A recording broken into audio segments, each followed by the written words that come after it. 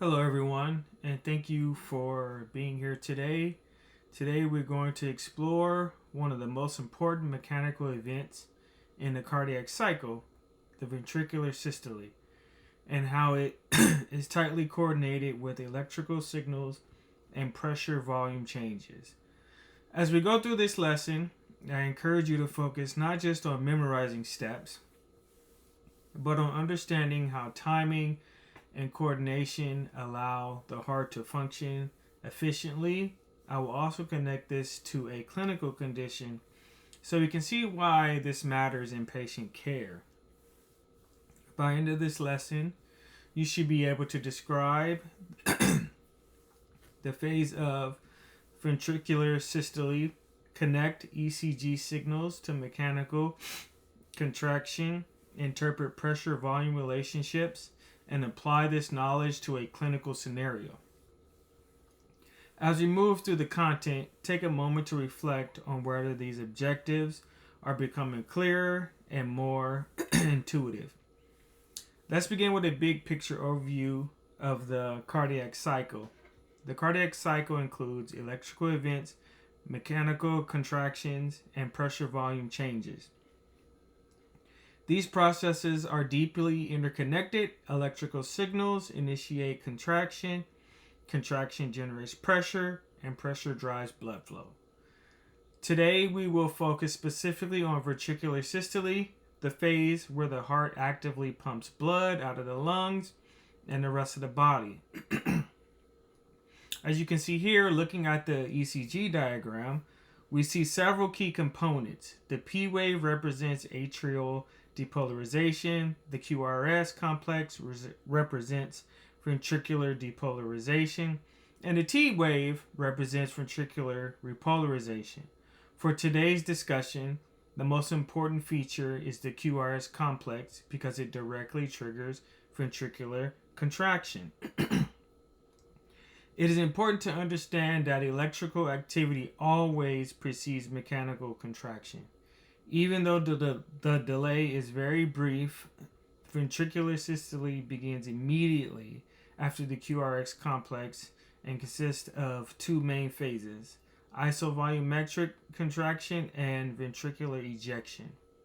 You can think of these processes as the heart first building pressure and then using the pressure to actually move the blood forward.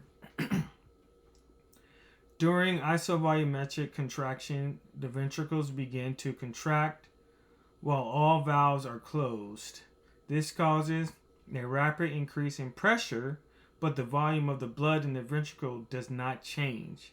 This phase is critical because the heart must generate enough pressure to overcome the pressure in the aorta and pulmonary artery before the semilunar valve can open.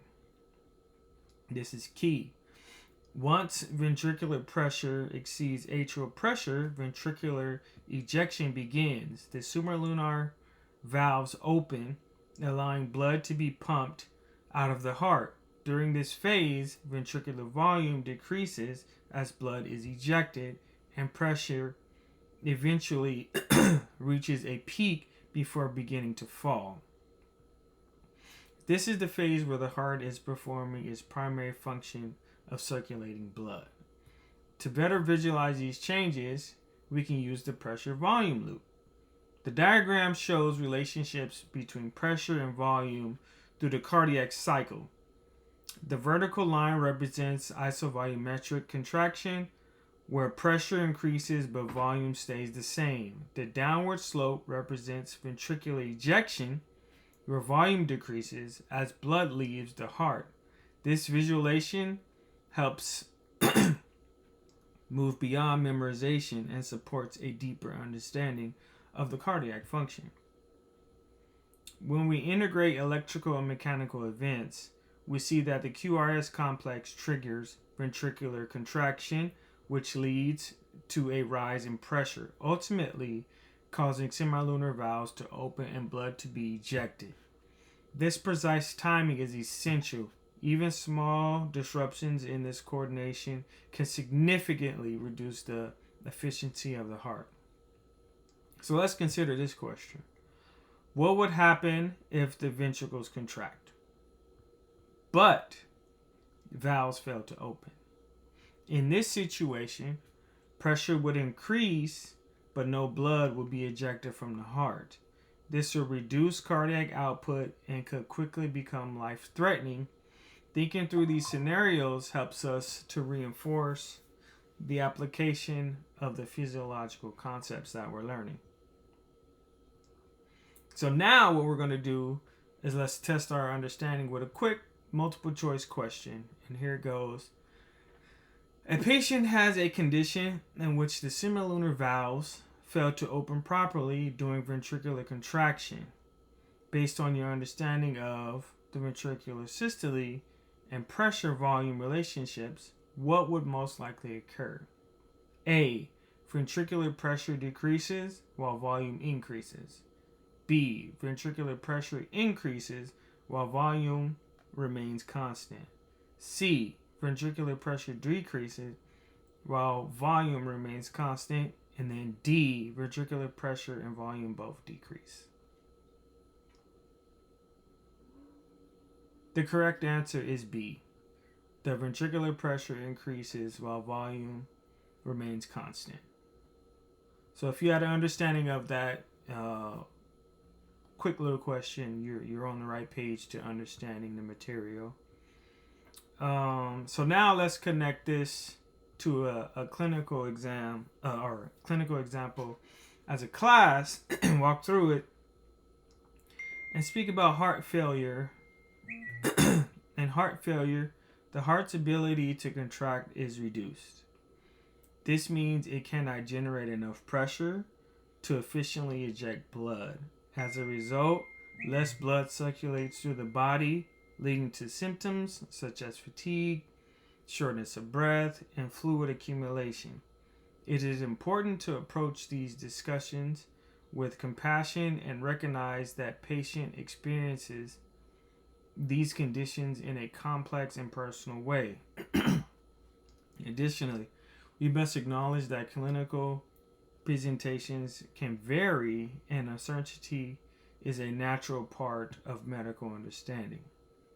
So consider a patient who presents with fatigue and swelling in the legs. In this case, ventricular systole may be impaired, leading to reduced pressure generation and decreased ejection of blood. On a pressure volume loop, this would appear as a reduced stroke volume. This type of case-based thinking helps connect physiology to clinical reasoning. As future professions, it is important to communicate clearly and respectively. We should use patient-centered language, avoid assumptions, and acknowledge uncertainty when appropriate. For example, instead of saying the heart is failing, we might say the heart is having difficulty pumping efficiently, which is both more accurate and more compassionate. So that's just an overview of our lesson for today. And in summary, electrical signals drive mechanical events in the heart. Ventricular systole is essential for circulation and pressure volume loops. Provide a way to visualize cardiac function. Understanding these relationships allows us to better interpret both physiological processes and clinical conditions. So I want to thank you for your time and listening to my lesson. And I want to add as a side note, my topic 1 planning shaped my teaching approach by helping me prioritize clear integration between electrical and mechanical events in cardiac physiology. As I developed my lesson, I focused on connecting ionic activity and ECG signals, which carried over into my explanation of ventricular systole. I also intentionally incorporated engagement strategies like prediction questions to promote active learning rather than memorization. Additionally, I emphasized professional character by using patient-centered language and acknowledging uncertainty while discussing conditions like heart failure. Overall, my planning guided me to create a lesson that is clear, interactive, clinically relevant, and grounded in respectful and thoughtful communication. Thank you.